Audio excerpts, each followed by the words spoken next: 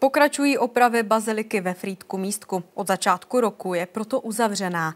Předchozí studie odhalila původní výmalbu a zlaté zdobení. Chrám by se měl vrátit do své původní barokní podoby. Přes 200 let staré zlaté zdobení na ochozech. Jeho obnova teď restaurátory zaměstnává nejvíc. Po opravě se promění celkový vzhled vnitřních prostor baziliky.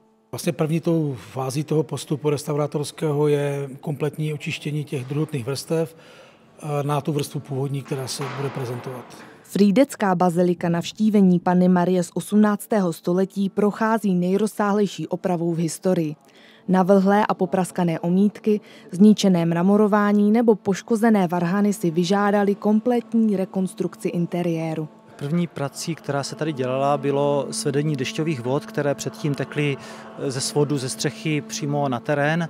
Momentálně už jsou vlastně zaústěné do nové dešťové kanalizace se vsaky, která bude vlastně zavlažovat zdejší okolní park. Zmizí také žlutá omítka a nová výmalba bude dodržovat původní barvy, které byly odhaleny na různých místech. Na dveřích se objevila původní barevnost, která byla vlastně také taková dorůžová, s tím, že panty byly pěkně cínované.